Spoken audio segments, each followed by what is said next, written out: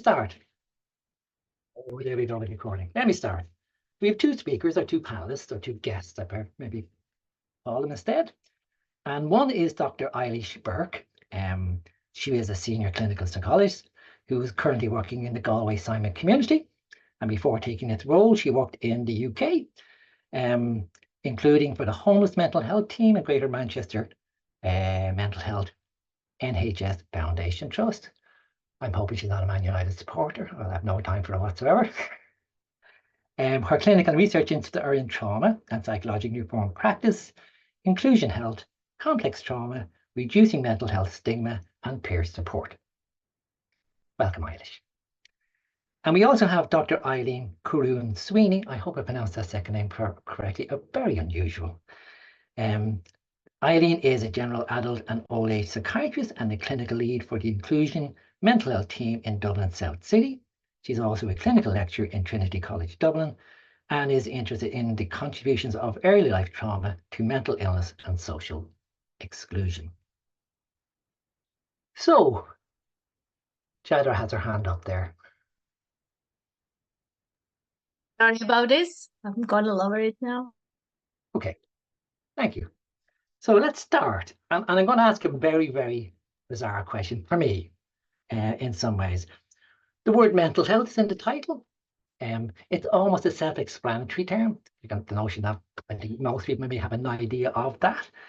But I'm going to turn and maybe start with Eileen and ask for definitions, if I may.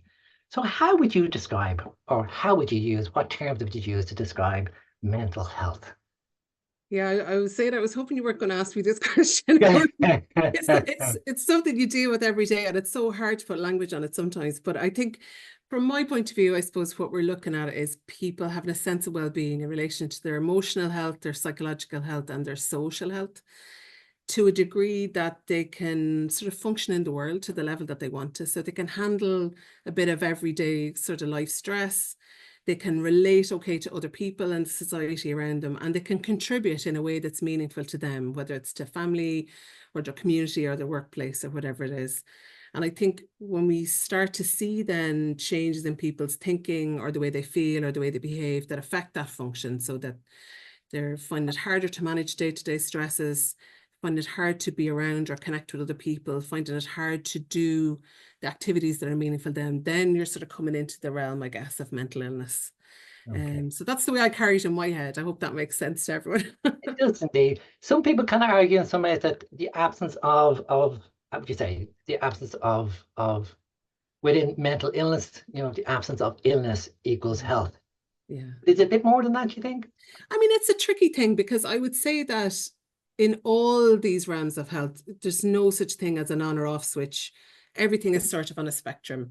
Sure. And, you know, we all go through stress and strains. Like, there's very few people in the world would stand up and say, my mental health is perfect today.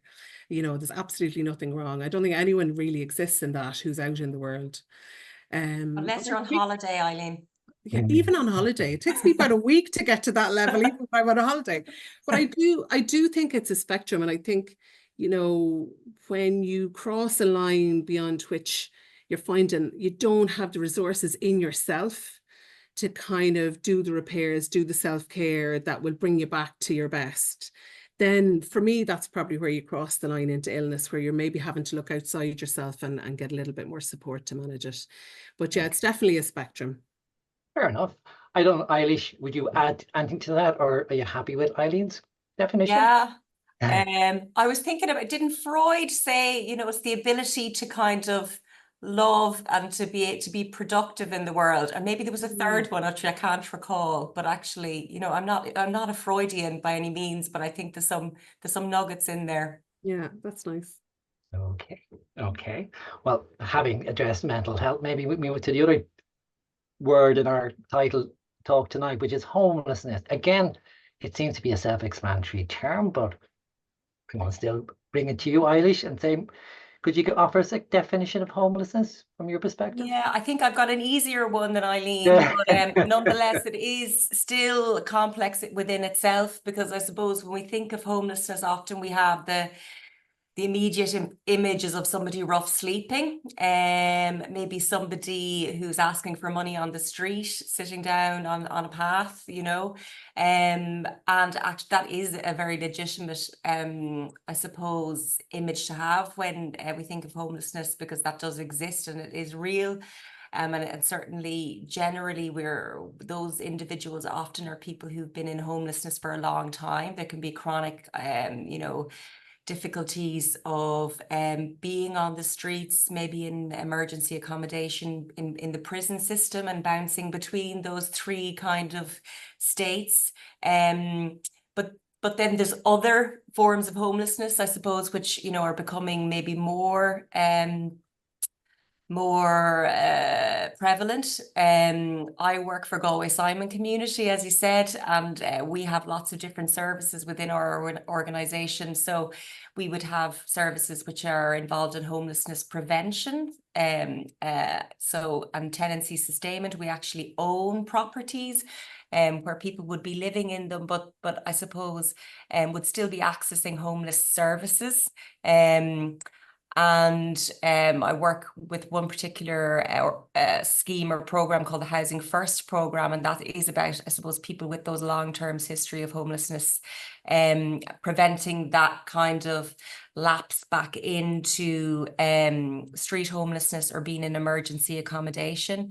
And then I suppose we have, I suppose, as I referred to, maybe the hidden homelessness, the situations like couch surfing, situations like maybe young people who are kind of leaving the care system and don't have a safety net underneath them.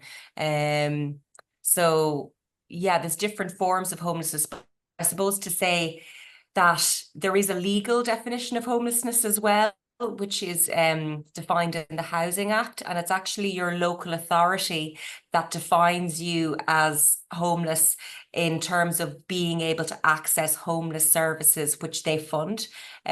So our organisation get about a third of our funding from the local authority, or about a third of our funding from the local authority to run emergency accommodation and run other services. And the local authority would fund people to go into what's called private emergency accommodation. So a lot of that would be hotels and B&Bs. So those people aren't on the streets, but they are technically homeless because they don't have, in the view of the local authority, reasonable accommodation that would meet their needs or the funds to pay for that. Okay, so there's almost a difference. Well, first of all, like I hear you almost speaking like there's a spectrum, just like mental health, homelessness, from the extreme end, living in kind of a tent on the side of the road or rough, to having maybe the structure over your head. So almost a difference between houseless and homeless. In some kind of way, you may have a house, but maybe not necessarily a home.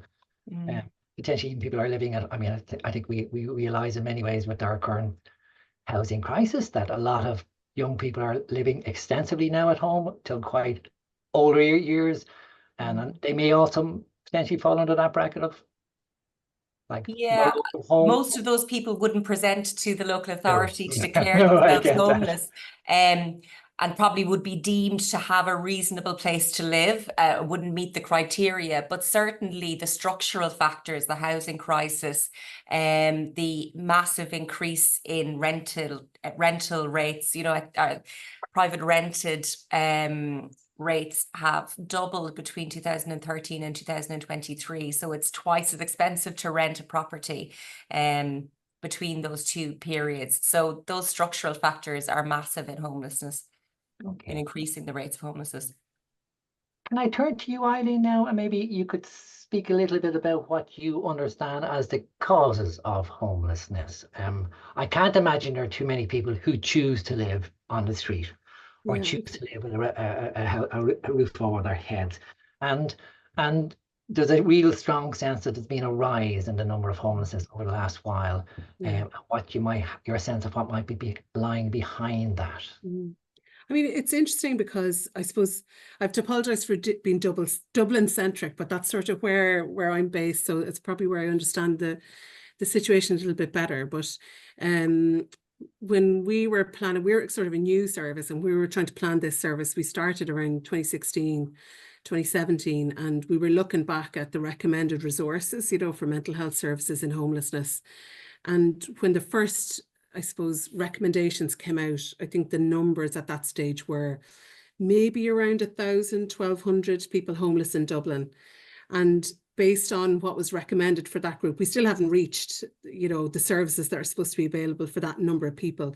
And now we're up in Dublin to 10,500 people homeless in Dublin.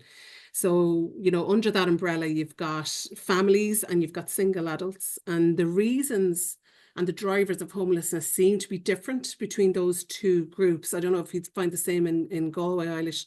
But for us, I suppose what we see are probably about half of those are single adults, and the others who are families who've been made homeless. And looking at families, probably about half of the people made homeless as a family, it's due to eviction. So they get a notice of eviction. So they're either priced out of the rental market where they have been and they can't afford the increases, or they're evicted because some developer has taken over the property and wants to do something different with it. The reasons seem to be different for single adults. So in Dublin anyway, about a third of the single adults who are homeless are people who are leaving direct provision. So there are people who have been in a kind of an asylum seeker type accommodation, and for all the obvious reasons couldn't tolerate that anymore, and are looking for alternatives. Probably another fifth, and this would be similar among families, is that family and relationship breakdown tips people into this situation where they're not in a financial position to maintain two households. I mean, it's hard to maintain one in Ireland at this stage, but certainly not able to maintain two. And when the family splits apart, often one person out of that can end up in homelessness. And then, I mean, what's worrying about the single adults is a lot of people would describe domestic violence as a driver. Certainly 10% of families coming into homelessness are in homelessness because they couldn't stay in a violent situation. Again, for single adults, probably about 5% say they had an admission to hospital with a serious health issue and were discharged into homelessness, which when I started training was unheard of. Like it was not a choice to discharge someone into homelessness. And now it seems to be just accepted that we can do that. About 5% of people say that they had a sentence in prison and became homeless as a result of that and were released from prison into homelessness. And then a small percentage, probably 2 or 3%, actually explicitly name mental illness as the reason that they became homeless and couldn't sustain a tenancy. So I'd say the dynamics are a bit different between families and single adults, but they're the drivers we see in Dublin for the most part. But the dynamics are changing even culturally. I mean, when I started looking into this, probably 80 to 90% of people homeless in Dublin were white Irish, if you like. And now what we're seeing is that about half of the single adults homeless in Dublin are non-Irish and non-EU. So it has been a big shift over that period, I suppose, since I became interested in working in this area. It's been a big shift in the dynamics. The other thing I've seen, which is, I suppose, really alarming for me is, you know, when we look at the rough sleeper counts, which we would all probably agree are an underestimate actually of rough sleeping in Dublin, certainly. When you look at those counts, again, when I look at this maybe 5 or 6 years ago, probably 90–95% of them were Irish males who were rough sleeping. And we're seeing every year the rough sleeper count increasing proportions of women who feel, you know, when I talk to them, tell me they feel so unsafe in the hostel system that they feel they can protect themselves better to stay away from some aspects of the community of people living with homelessness, and have become rough sleepers as a result, and are very vulnerable in that situation. And vast numbers of them have been sexually assaulted or sexually exploited in the context of rough sleeping. So, you know, it is an ever-changing dynamic, and certainly more worrisome as time goes on. The other thing we see are increasing numbers of older people who maybe are finding that as they move from salary earning to, you know, a pension, they are now priced out of the rental market. So they were people that couldn't get on the property ladder during the boom and found themselves in long-term rental, and that was okay. They were just about managing it while they had a good salary, but pension is not able to sustain that. So you have people now in their 60s being tipped into homelessness because of that, which is a horrendous reward for a life of service to your community. Sure. So am I picking up from that in some ways that the homelessness may affect certain elements of our society much more so than others? Yeah, definitely. And I Um, mean, one of the big issues then about, I suppose, I know Eilish will have seen this, is that, you know, when you're in this system for a long time, it becomes part of your identity, and it becomes harder and harder to shake the identity of a person who's unhoused or living in homelessness. And I mean, for families, you know, it tends to be a little bit more turnover. Like when I was kind of looking back at the Dublin figures, and it's really one in, one out into homelessness. I mean, it's terrible that any family is homeless, but that's kind of what we see. You know, for every one family coming newly into homeless in the counts, there's one leaving to a tenancy. So at least there's some movement. But what we see for single adults is that the entrance into homelessness are vastly outpacing the people that are exiting to tenancies. So at least double and often triple the numbers of people are coming into homelessness every month than are leaving into tenancies in Dublin.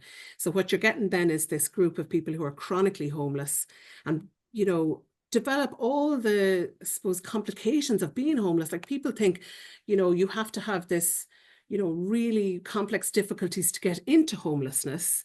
But actually what I'm seeing more and more is that it's very easy actually to get into homelessness, and then all the complications come with that. So I talk to people on a regular basis who say, I never had any mental health issues until I became homeless. I never used drugs or alcohol till I became homeless. You know, I never had problems with self-care or crime or anything like that till I became homeless. And when that becomes your community, and you're trying to survive in that as best you can, often these problems are actually part and parcel of being homeless. They're not the things that made you homeless, if that makes sense.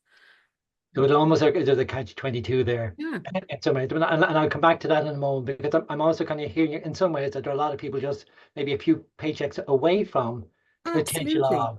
Which is something, you know, we never had to think about in Ireland before. Yeah.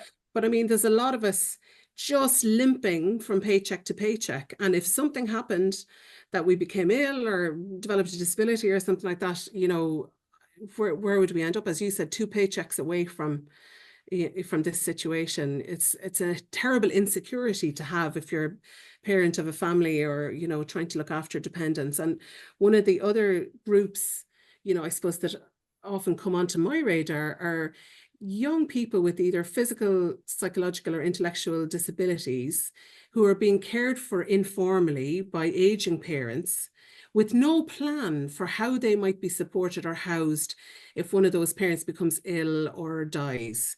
And this is a bubble of crisis, particularly in Dublin, that is just waiting to burst. And there's no sort of, that I can see, maybe, I hope someone can correct me, but there's no strategy that I can see, you know, for how we're going to avert that crisis and support people to move from that informal caring situation into some kind of housing that will allow them to live a meaningful life. And I think that's another hidden homeless issue, you know, that isn't really getting talked about a lot. Okay. So not only are we not keeping on top of the current rates, there is additional kind of potential streams, unfortunately, ready to kind of enter into the same kind of pool, as it were. Yeah. And I know what you say in some ways, you know, at some point along there, you were saying that a certain amount of people end up in a homeless situation because of mental health issues, but a 30%. And then, which actually leads me to my next question, which I go to Eilish for. Once you are in a situation of homelessness, then what? What kind of mental health difficulties then tend to arrive into that scenario? Well, I suppose to carry on from what Eileen was saying, you know, it's a really, you know, scary and highly uncertain place to be, you know, so you really are in survival mode, and you really do just have to keep going day to day. It's very hard to kind of plan for the future. It's very hard to switch off. I mean, in the case of people maybe living in emergency accommodation, you know, they're not always the nicest environments. You know, you can be, you know, sharing rooms, you can be, you know, you're certainly sharing accommodation with a lot of other people, you know, who are similarly in heightened survival states. You know, there can be lots of kind of risks there. So you're just you know, you're in a constant state of threat and fear. And I think your objective then is to just get through it. And, you know, you might, you know, as Eileen was saying, you know, need to drink to switch off, or, you know, might need to take drugs to switch off, or, you know, if you're rough sleeping, you know, this it's a horrendous situation in rough sleeping. And people talk about not even I suppose, bad things that happen like an attack, but just the dehumanization of rough sleeping or being on the streets and people not making eye contact with you, and how you feel, you know, like you are, you know, dehumanized through that experience. Like a lot of my clients would, you know, carry a weapon, you know, maybe a knife with them because they need to protect themselves at nighttime, or they feel they need, and that those types of habits can take a long time to break once people might be in a place where there's a roof over their heads. So it does really have long-lasting impacts, you know, psychologically, physically, and like in terms of your identity and your self-perception. Yeah, so I suppose the impacts are, yeah, across the spectrum, really. And I'm curious if you have, I mean, I'm actually kind of noticed kind of more recently because of, when it's a kind of a side thing, we've all gone cashless. The idea now of trying to donate even a small amount of money to people looking for change is kind of got challenging. But I also agree with you, this notion that somehow we shun people in those kind of circumstances. I don't know if you have any words about any understanding about what it is about people's psychology that they don't want to somehow engage or even notice the fact that there's somebody sitting in that position on the street as we pass by. I think I've reflected on this a lot. I think it's a kind of denial or wanting to kind of push away the aspect of society that we don't want to be confronted by. And I think that can be behind a lot of the violence, you know, when people who are on the streets experience attacks. I think there's something there around wanting to kind of violently push away the kind of reflection of our society that we don't like to see. And kind of there's the homeless person becomes dehumanized, and it's okay to attack that person almost, and to kind of squash it or quash it out of our kind of awareness and consciousness. I don't know whether there's an element of blame there as well. You're there because of, and then if you were just like me, a normal, whatever we might have it conceptualize ourselves as, you would not be in that situation. So somehow it's not the system, it's you. Elements of that. Yeah, definitely. You know, if you're in the out group, and you're also a problem to be fixed as well. I would meet a lot of individuals maybe who would see themselves as a bit anti-establishment, and we try and engage them into our kind of services and systems, but they actually don't want to. Often, sometimes for a group of people, they don't want to be part of the kind of homeless services for many good reasons.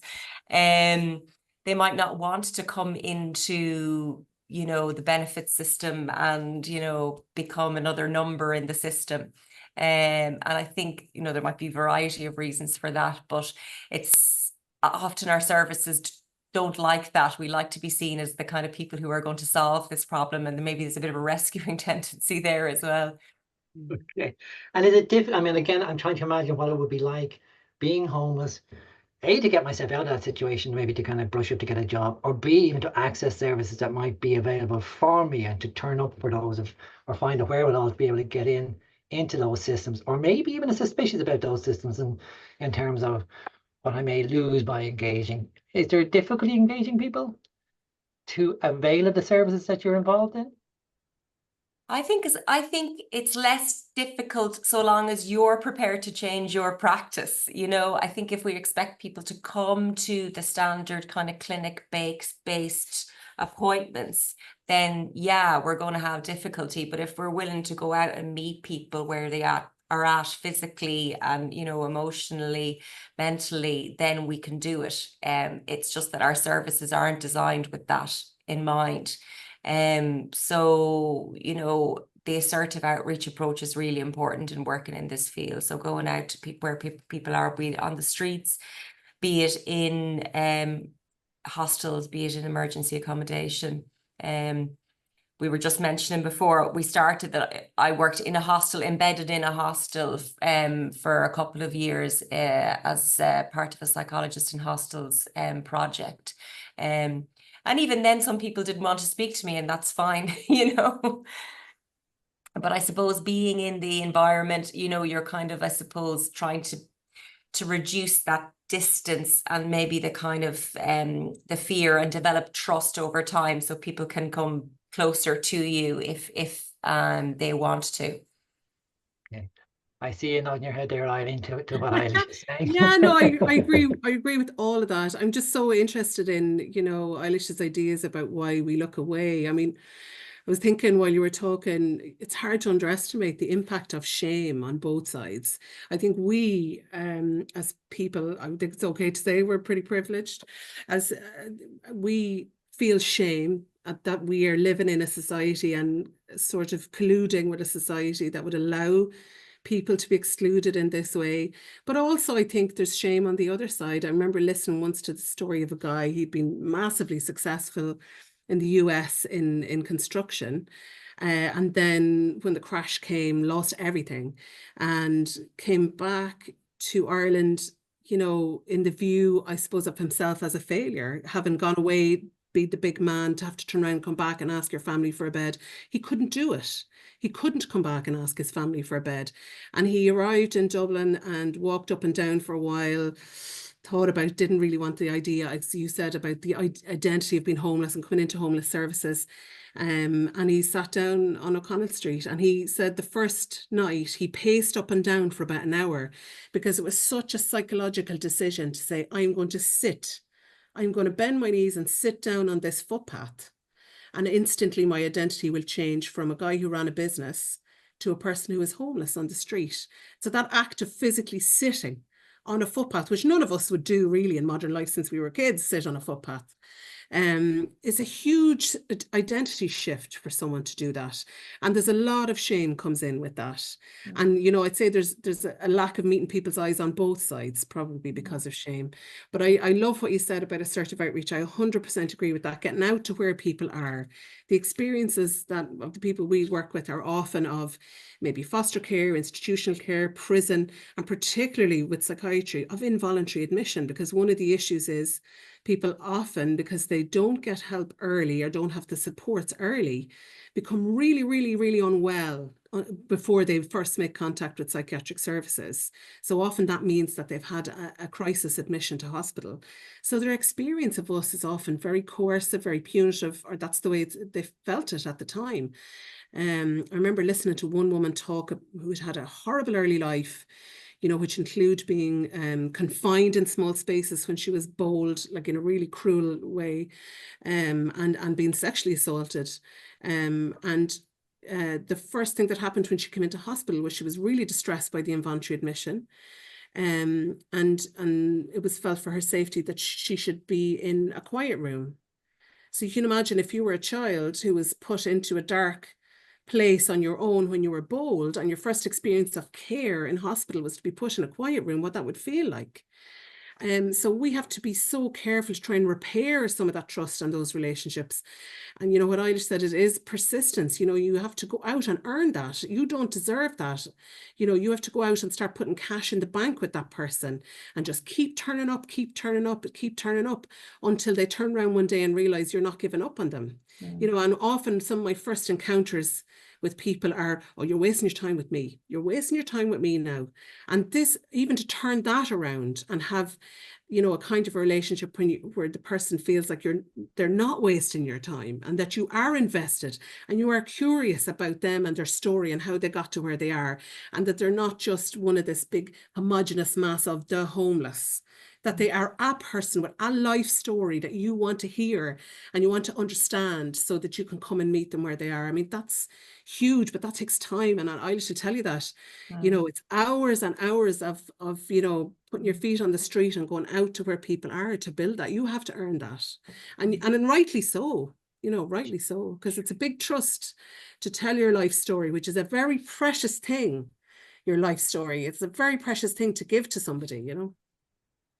So you're really describing a situation where the normal clinicians who kind of sit and wait for somebody who's distressed to make the choice to come to you. And there's an easiness in that, like you just have to sit in one pot and it's there and you call them and in they come. That's good. The approach to therapeutic engagement is really quite different. Very different, yeah. And what you also have to think about as well is, you know, I heard a colleague, a GP colleague, Oscar Carl, describe it earlier that, you know, the health service in Ireland is designed by the middle class for the middle class, by the educated for the educated, by the privileged for the privileged. So we assume when a person comes in that they are literate, that they have good knowledge about their illness, they can explain their emotions. I heard Brené Brown say the other day that to be emotionally fluent, you have to be able to name and identify and distinguish over 30 emotions. Do you know, I mean, I don't know any of my colleagues that can do that, but to ask someone who's maybe been in institutional care or in prison or had a life of, you know, hiding from abuse of some kind, to ask them to achieve that so that they can come and meet you where you are as a middle-class, privileged, educated person, that's not reasonable. You know what I mean? That's not a reasonable expectation to make of somebody. So what we have to do is make ourselves bend to fit where that person is and what they need, not expect them to bend to come and meet us where we are. Yeah. And, you know, the typical models of psychological therapy, you know, they're helpful. They can be helpful at times, but they're really certainly in the beginning stages of developing a relationship with a client. They're not the most important thing by any stretch. Absolutely. And there are some, I suppose there are some models and guidance that do exist, which is good, because I think, you know, sometimes you feel a bit like when I started working in homelessness, I just thought I was a shit social worker. I was like, I have no idea what I'm doing, you know, but like there's people in the field who have written about this, Jay Levy, people who worked more in the field of addiction. It's very relevant. But like I've been picking up a client's dog from the morgue with them and digging a grave for a client's dog. You know, that's the type of psychology work I do sometimes. And for me, I can stand over that and I can justify it because it's about developing that relationship with the client. But I'm sure there's probably plenty of people on this call that would be aghast, you know, at that. And my taxpayers' money going for you to go and bury a dog with some individual. But like that's a very important, that dog was that client's main attachment figure because that person had a horrendous history, you know, and had actually had a child removed from them within the past 6 months, you know. So this is the nature, I think, you know, of the work that we need to meet people where they're at. And that can mean a whole variety of things. That I love hearing that story, Eilish, because that's exactly it. It's about doing things that aren't in the SOP. You know, it's about being creative and trying to find out, look, what is the carrot? What would mean something to this person? You know, and someone described it to me as the marbles in the jar, you know, that if you can attend carefully to what that person is saying to you, asking you for, and show that you've heard them, you've seen what they need, and you're going to try, even though you might not have a clue what you're at, that you're going to try and do that. I think that means much more than coming in with your, you know, Maria, expertise and telling them what they need to do and what they need to learn, what they should sort out. You know, I think coming and saying, well, what's important to this person and can I help with that? And being honest and saying, look, I know what I'm doing here, but I'm going to do my best for you. You know, I mean, that builds huge trust. And I think this idea of being a learner together with that person, I love that. That has given me the most satisfaction of anything I've done, is coming in and saying, look, I'm not the expert here. You tell me and we'll puzzle it out and we'll find a way to see, can we address this? That has been really, I think it's right to say rejuvenating for me to be a learner and come in as a novice into this community of people who have a life experience that like is so beyond what I would have known about before I started this work. You know, they've taught me more than I've ever taught them, and that is for sure. So I love that energy, you know, that we're trying to learn a way through this together is really nice. And I would say similarly with staff as well. Certainly, I think the psych professions are late to the game really in working in this area. And there's an awful lot to learn from other disciplines, the charity sector, you know, and there can be a bit of kind of a hierarchical stuff that can happen. And I think that's really unhelpful. We have to be partners working with these other agencies because you know, they've been at it far longer than we have. You know, we've got something to offer, absolutely, but we have a lot to learn too.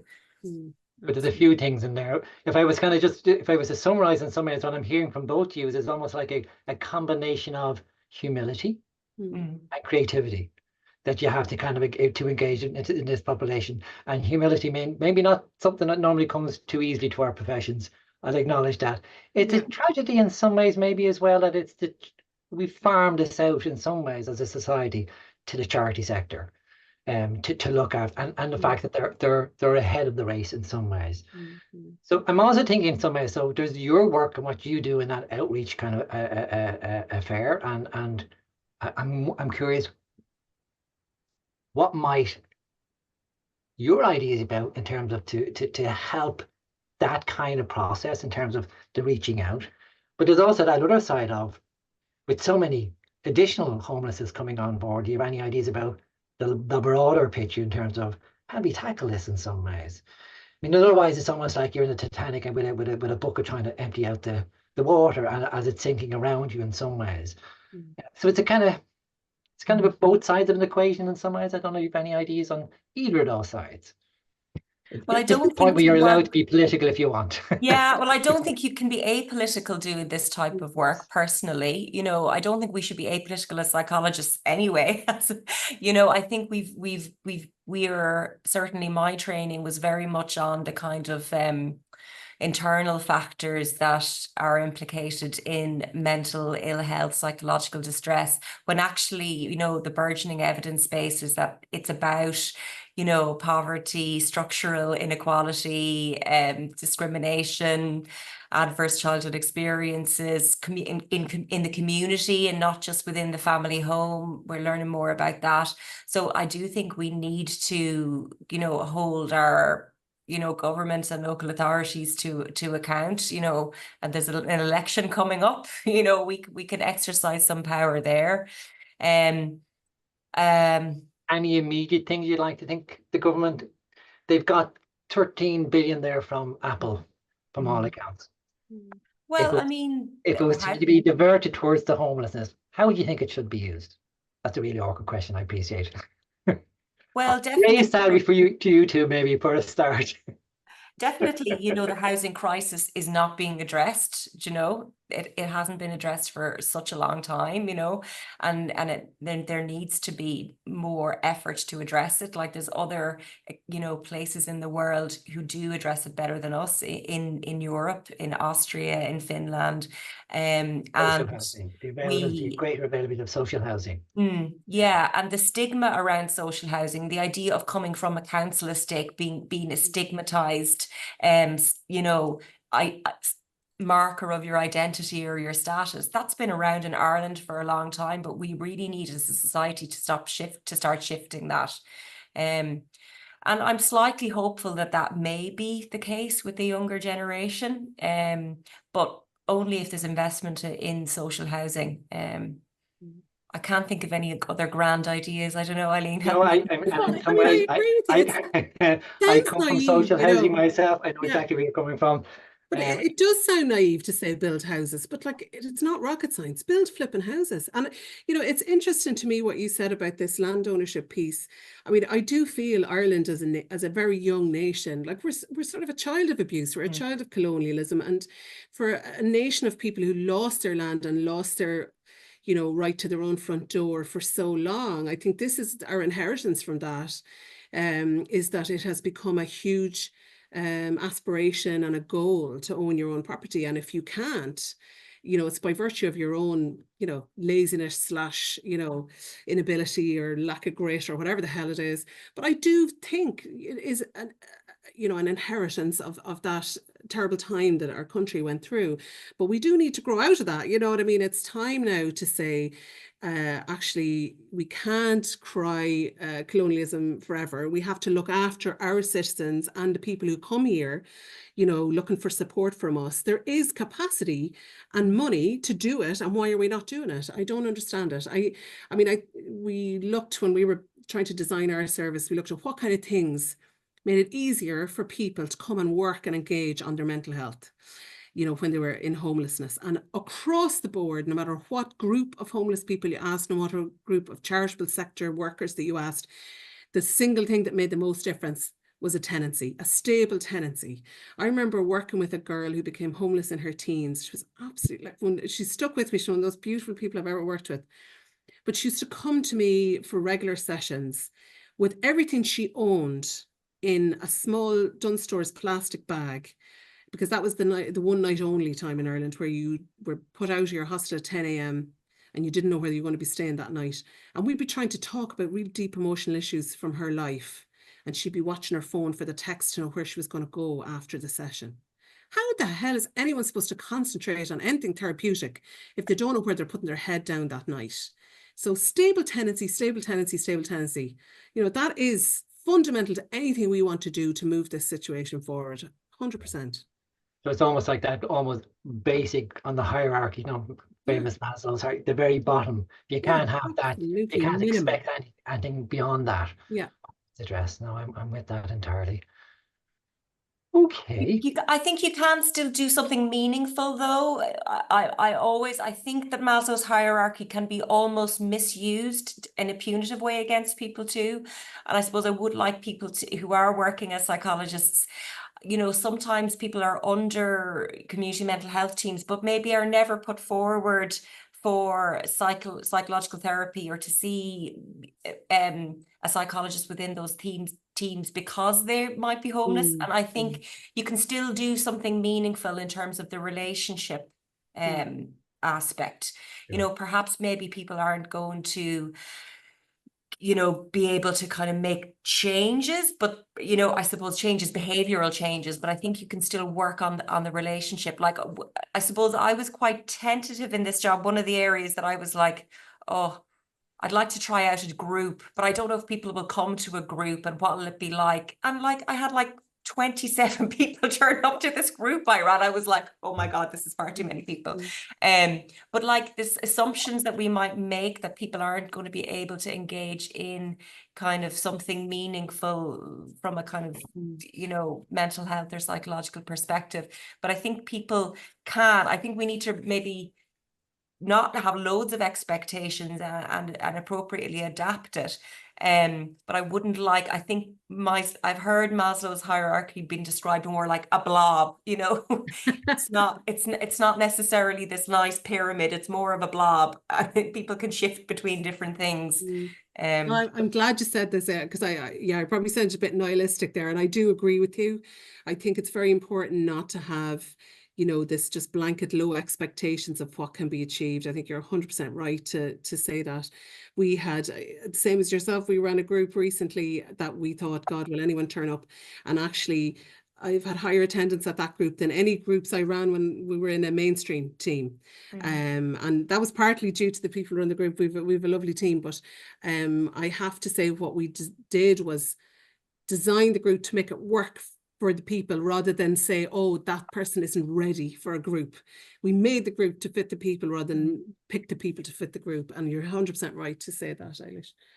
So I'm hearing a little bit as an experience myself, what I've had working with people, particularly who have had a traumatic background, that at times there is a person in their history where they were one island of support, and that small piece of support allowed them to somehow survive some of the horrific things that are happening around them. To have one individual somehow as a stable base somewhere. And even in those circumstances of currently living, you can become that kind of person for them, potentially. Okay, I'm conscious now of time. We have about 12 minutes left, and do you mind if I open up questions this is the hard part. Sorry, guys. We have no idea what kind of question is going to come at us. So there's a question come in there from so is there anyone within the audience there that would like to ask a question? You might put your hand up or type it into the chat box there. There's so many numbers here, I can't really see them all at the same time. Did we get a good crowd? Yes, and it's like some comments here. Huge thanks, Odhrán, Éilish, and Eileen for this fascinating discussion and huge insight. That's one thing. Oh, here's a question. Is there any advice on how to emotionally support children and adolescents when they have to leave their homes? Ooh.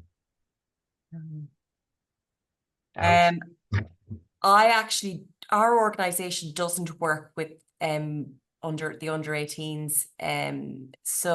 But I mean, I suppose just from the basics of kind of I suppose emotional and psychological awareness, I think it's kind of explaining to people at the level that they can understand what's happening, but also not exposing them maybe to things that they don't need to, that might be kind of inappropriate or cause them to worry, but communicating to them that, you know, they're, you know, whoever is maybe the adult around them is doing their best and is getting support, and trying to, I suppose, communicate hope as well. And I suppose to have reprieve maybe from those environments, that like if people are living in hotel rooms and there's families in hotel rooms, that they have some reprieve out of them. You know, maybe it's sport, maybe it's, you know, music, maybe whatever are their own personal interests as an individual, so that like that confined environment, you know, isn't the only even physical space that they're existing in. And they have access to other places to go. Yeah, we're the same. We mostly work with adults, but I mean, one of the things for me is, I probably sound like I'm just cycling back around to shame again, but I think for parents, you know, this, I suppose, the fact that you have, you know, brought your family into a situation of homelessness is so tough. And I think it's really important to marshal their resources and build them up to do the best with what's available to them. One of the big issues, I suppose, is this feeling of powerlessness, feeling of, you know, inadequacy as a family support. And what's lovely is when you can actually encourage parents to get together and build peer supports to support their children as a community, even if it's a community who are living in homeless accommodation, because you can show them that they still have efficacy as parents. They still have, you know, I mean, they still have so much that they can offer, even though it's in a really tough environment. And certainly any projects I've seen where rather than going in and telling people what to do, but what you've done is try to get parents in that situation to support each other to create a good environment for the children, has been much more energizing, I think, for everybody than experts going in and telling them what to do. Okay, we've got our first question. Excellent. Christina Ritter, I think. If you'd like to unmute yourself there and throw your question in or your observation, by all means. Thank you for this really lovely and interesting discussion. I have to say, I am a GP in Safety Net, so the medical charity. Eileen, you might know it, in Dublin. We're working at supporting the homeless, or provide primary care services for the homeless, the international protection applicants, Roma, and really vulnerable adults. So we see it from that side quite a bit. And my question to you is, what actually to the point what you have already discussed, but where I feel always a little bit unsure what, for example, mental health services can offer to these people, because from my end, how I see it, when I do referrals to the services, they seem to be often more the priority on saying, oh, this is not my catchment area, or I'm not looking after homeless people, or I'm not doing this or that. This person has got a personality disorder and not a mental health problem, and so on. And I think when we were asking about how should we spend the 15 billion euros. Well, maybe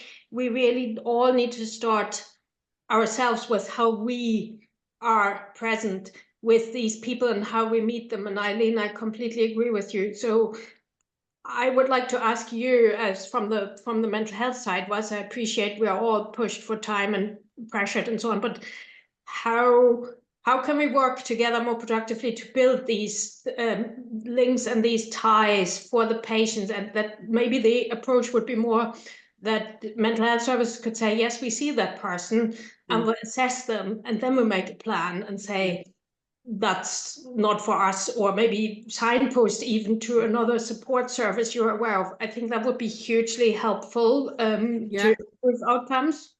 Christine, you're speaking to all the reasons why I'm doing this job. So I was in a mainstream community mental health team, and these are exactly the barriers that we saw to equitable access for people who are living in homelessness. And certainly what I found, because we went out and spoke to colleagues of yours, Christine, to find out, what do you need from us? Like if we had a team, what would you want? And the two things were to try and do away with some of this bureaucracy about catchment areas and postcodes. You know, if people don't have, you know, any of these things and don't have a key to the door, they're still part of our community. So if we're a community mental health team, we still have to serve them. And that's my perspective on it. We certainly are a small team and we do focus on serious and enduring mental illness. But in my opinion, you've mentioned personality disorder. I tend to formulate that in my mind as complex trauma. I don't really like, I suppose, the personality disorder label.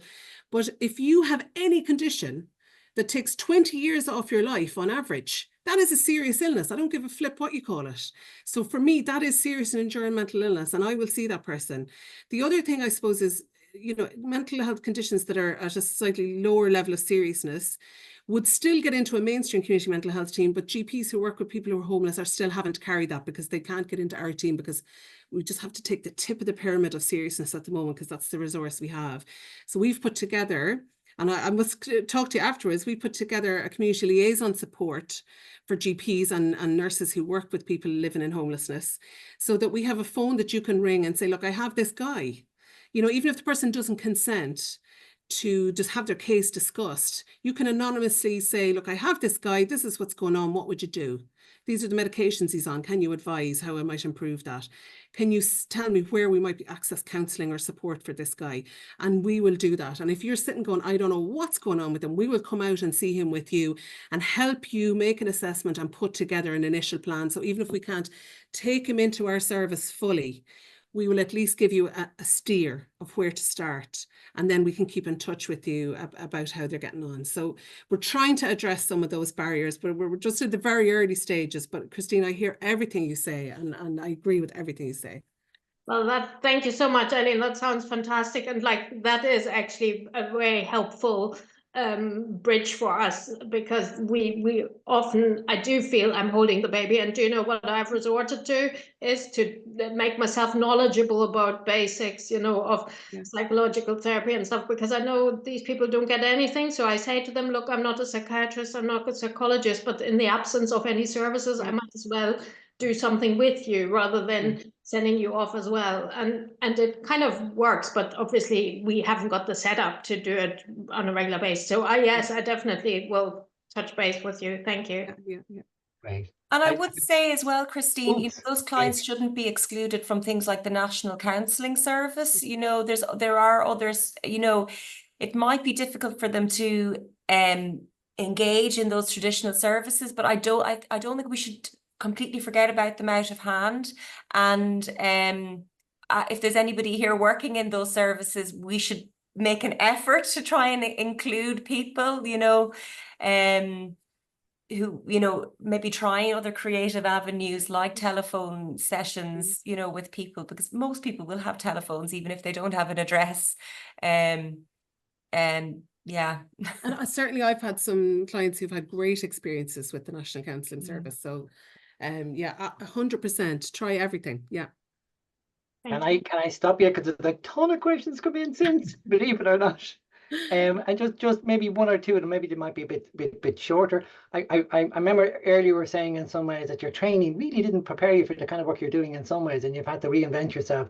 And that's one of the questions coming in from someone who said they're studying to become a psychologist and wants to work with people in homeless crisis in some capacity, but doesn't know where to start.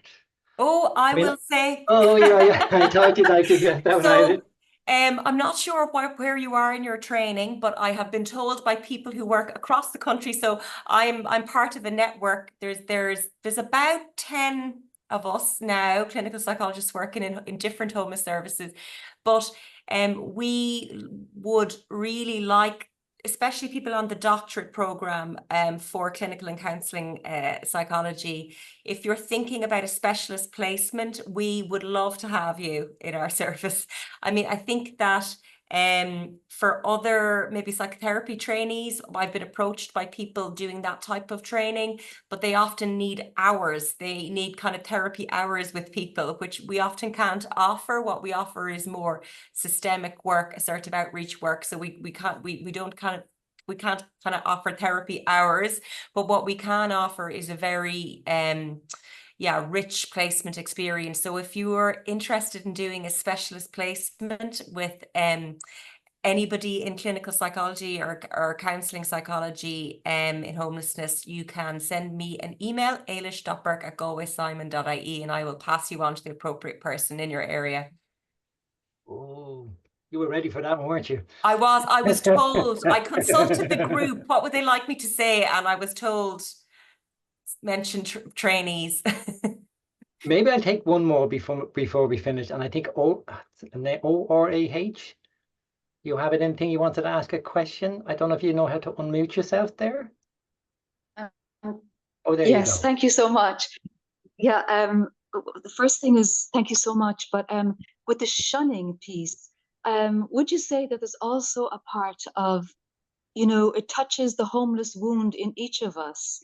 We may not be homeless with no home, but when we shun people, very often it touches that aspect in ourselves, that wound in ourselves, maybe in a different, form, but that might be another reason for shunning. And the second thing was advocating for justice. I know there's someone, Henri Baruch, and he wrote a lot about advocating for justice, even if it's micro justice between small groups of homeless people, but that the justice piece restores dignity and respect. I'm just wondering, is there anything around that you could speak to?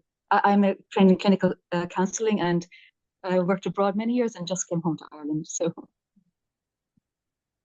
what you say, it reminds me of some things written by people who work in this sphere in London and the UK, a guy called John Adlam, and he wrote a piece about the unhoused mind, that often when people, are in homelessness, they're not just physically unhoused, but their minds may be unhoused in terms of those early attachment experiences, and perhaps not having had experiences in caregiving where there was sufficient, opportunities for attunement or to exist in the mind of another person.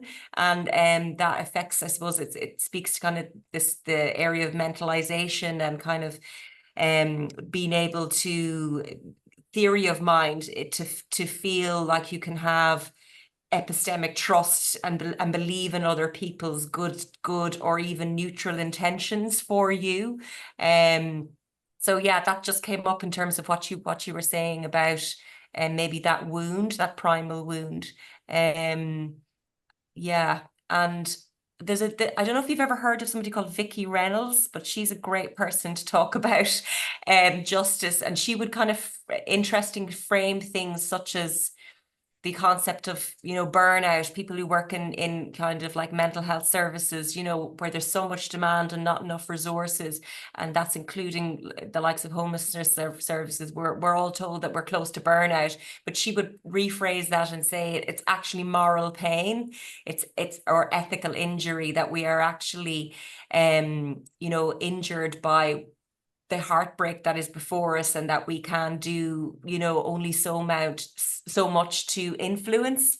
And she would talk to, I suppose, the importance of kind of collectivism to restore people's sense of justice and I suppose power to do something else.